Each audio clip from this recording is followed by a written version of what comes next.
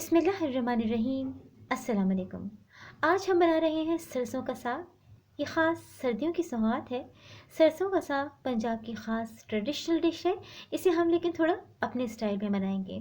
इसके लिए यहाँ मैंने लिया है 1 किलो सरसों का साग और इसे तैयार कर लिया है। मोटा मोटा इसे काटा है, कोई इतना बारीक काटने की ज़रूरत नहीं है। और इसकी देखिए जो नरम डंडियाँ हैं इसको भी शामिल करना है, इनको नहीं फेंकना है, इसी से इसमें जायका आएगा। साथ ही इसके लिया है हमने आधा किलो पालक। पालक को भी रफली कट कर लिया है और इसकी भी नरम शाखों को हमने शामिल किया है। इसके मोटे डंठल काट के फेंक दीजिए, लेकिन जो नरम शाखें हैं उसको ज़रूर इस्तेमाल कीजिए। 1 पाव मेथी, इसकी भी बारीक बारीक शाखों को हमने शामिल किया है और इसे 3 पानी से बहुत अच्छी तरह धो लिया है। सारे ही साग को इनफैक्ट 3 पानी से बहुत अच्छी तरह धो लेना है। इसको भी बड़ा बड़ा हमने कट कर लिया है और भी इसमें कुछ चीज़ें शामिल की जाएंगी तो वो हम पकाते वक्त आपको बताते चलेंगे।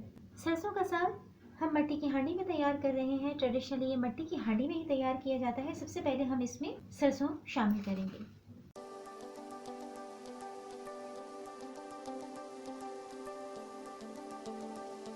इसे हम कवर कर देंगे और 5 से 6 मिनट के बाद हम देखेंगे तो ये काफ़ी हद तक नीचे चली जाएगी। इसके बाद इसमें हम इसके मज़ीद अज़ा शामिल करेंगे। 10 मिनट में ही साग काफ़ी नीचे चला गया है। अब हम इसमें पालक शामिल करेंगे।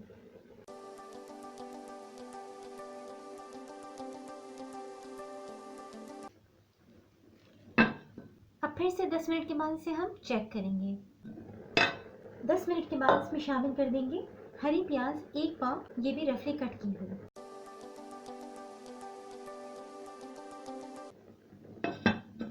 अब 10 मिनट के बाद इसे दोबारा चेक करेंगे।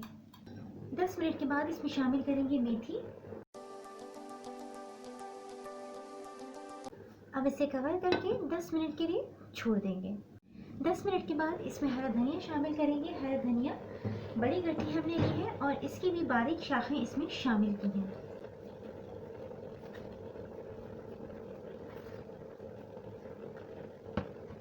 साथ ही इसमें चला जाएगा 1 गरी लहसुन की पूरी और 2 इंच का टुकड़ा अदरक का। इसे रफली चॉप करके शामिल कर देंगे। 15 से 20 छोटी हरी मिर्चें, इनके हेड रिमूव कर दिए हैं और ये भी इसमें शामिल कर देंगे। हरी मिर्चों को आप अकॉर्डिंग टू टेस्ट कम या ज़्यादा कर सकती हैं। साथ ही इसमें चला जाएगा 4 ग्लास पानी, यानी 1 लीटर पानी। इसे कर देंगे कवर और 2 घंटे तक इसे स्लो फ्लेम पर पकाएंगे। उसके बाद इसे चेक करेंगे। सरसों के साग को स्लो फ्लेम पर पकते हुए 3 से 3.5 घंटे हो गए हैं। अब हम इसे चेक करते हैं। ये देखिए अभी इसमें इतना पानी है और इस पानी में आराम से इसको घोटा भी जा सकता है। आप चाहें तो इसको घोटने से घोट भी सकती हैं। ये देखिए ये है घोटना।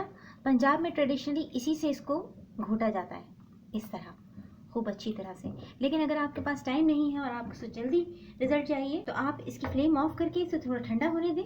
उसके बाद ब्लेंडर में डाल के इसको ब्लेंड कर लीजिए। मैं भी इसे ब्लेंड ही करूँगी और ब्लेंडर में डाल के ब्लेंड करने के बाद दोबारा से सारा मिक्सचर इस देगची में ही मिट्टी की हम ट्रांसफ़र कर देंगे।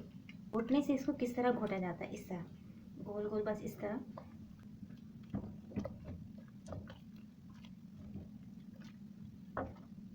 साग को हमने ब्लेंडर में ब्लेंड कर लिया है। ये देखिए इसका कितना क्रीमी टेक्सचर हो गया है। अब इसमें हम शामिल कर देंगे नमक 1 टीस्पून। इसमें नमक कम शामिल करना है क्योंकि साग में खार होता है। बाद में चेक करके एडजस्ट कर लीजिए और इस स्टेज पे मिर्चें भी चेक कर लीजिए। अगर मिर्चें कम हैं तो हरी मिर्चों को कूट के इसमें शामिल कर लीजिए। सरसों के साग में इस स्टेज पे हम शामिल करेंगे मकई का आटा, कॉर्नफ्लावर, या कुछ जगहों पे इसमें गंदम का आटा भी शामिल किया जाता है। मैं इसमें कॉर्नफ्लावर शामिल कर रही हूँ, ज़्यादा अच्छा और क्रीमी स्मूथ इसका टेक्सचर आता है। मैं इसमें शामिल कर रही हूँ 3 टेबल स्पून कॉर्नफ्लावर। इसे छान के हम शामिल करेंगे ताकि एक जगह गुठली न बने। और इसकी कंसिस्टेंसी चेक करके इसमें बाद में 1 टेबल स्पून और शामिल करूँगी।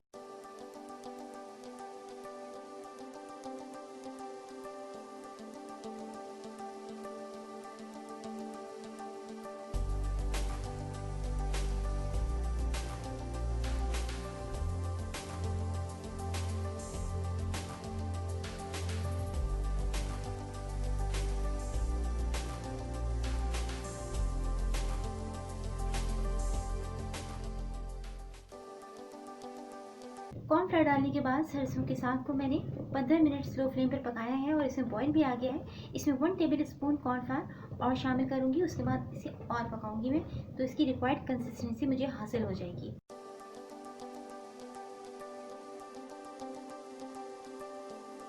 अब स्लो फ्लेम पर साग को 10 से 15 मिनट तक कम से कम पकाएंगे, या उस वक्त तक पकाएंगे जब तक इसका सारा पानी ख़त्म नहीं हो जाता और इसमें से बबल्स नहीं उठने लगते। फुट फुट करके इसमें आवाज़ आएगी, फुटके इसमें से उड़ने लगेंगी, तो ये उस वक्त तैयार हो जाएगा। और इसको किसी भी स्टेज के ऊपर बग़ैर घुटना चलाए ऐसे नहीं छोड़ना है कि छोड़ के पकने दें, बल्कि मुस्तकिल स्लो फ्लेम पर इसको घुटना चला के और पकाते रहेंगे। यहाँ एक बात और भी बताती चलूँ कि इसमें बथुआ भी शामिल किया जाता है। मुझे बथुआ नहीं मिला, लेकिन इसमें बथुआ शामिल किया जाता है। इतनी ही मकदार में अगर आप साग बनाएं तो इसमें 1 पाव बथुआ भी शामिल कीजिए, लेकिन उसकी सिर्फ पत्तियाँ शामिल की जाएंगी। सरसों के साग को स्लो फ्लेम पर पकते हुए 25 मिनट से ऊपर हो गए हैं और इसमें 5 मिनट से फुटके उड़ना शुरू हो गए हैं। ये देखें, हर तरफ इसमें फुटके उड़ रहे हैं जैसे खीर में उड़ते हैं, और इसकी कंसिस्टेंसी भी काफ़ी जो है गाढ़ी हो गई है और अब ये बिल्कुल तैयार है। इसकी फ्लेम हम कर देंगे ऑफ और कवर करके इसका तड़का तैयार करेंगे। तड़का टोटली डिपेंड करता है आपकी अपनी चॉइस के ऊपर। आप इसमें देसी घी, मक्खन, जिसका भी तड़का लगाना चाहिए, और उसके साथ लहसुन, प्याज जो आपको पसंद हो आप उससे तड़का लगाइए। सबसे पहले मैं इसमें शामिल करूँगी घी, चंद खुश्क गोल मिर्चें, इसकी जगह पतली मिर्चें खुश्क होती हैं वो भी यूज़ कर सकती हैं। मैं लहसुन और प्याज दोनों को इस्तेमाल करूँगी तड़के में। एक दरमियानी साइज़ की प्याज फाइनली कट की हुई ये शामिल कर देंगे। जैसे ही प्याज सिजल करना शुरू करेगी, इसमें लहसुन के 4 से 5 जवे रफली कट करके इनको शामिल कर देंगे। प्याज गोल्डन होना शुरू हो गई है। अब इस स्टेज पे हम शामिल कर देंगे इसमें ज़ीरा। ये भी कंपलसरी नहीं है, आपकी अपनी चॉइस के ऊपर है। साथ ही इसमें चला जाएगा मक्खन। इसकी क्वांटिटी कितनी रखनी है ये भी आपकी अपनी चॉइस के ऊपर है। और अब ये तड़के के लिए बिल्कुल तैयार है।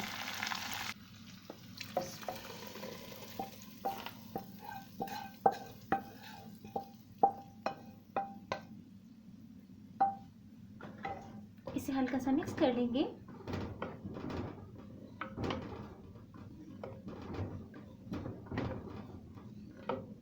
कवर करके 10 मिनट तक इसे दम पे रख देंगे, उसके बाद इसे डिश आउट करेंगे। पंजाब का मशहूर सरसों का साग तैयार है।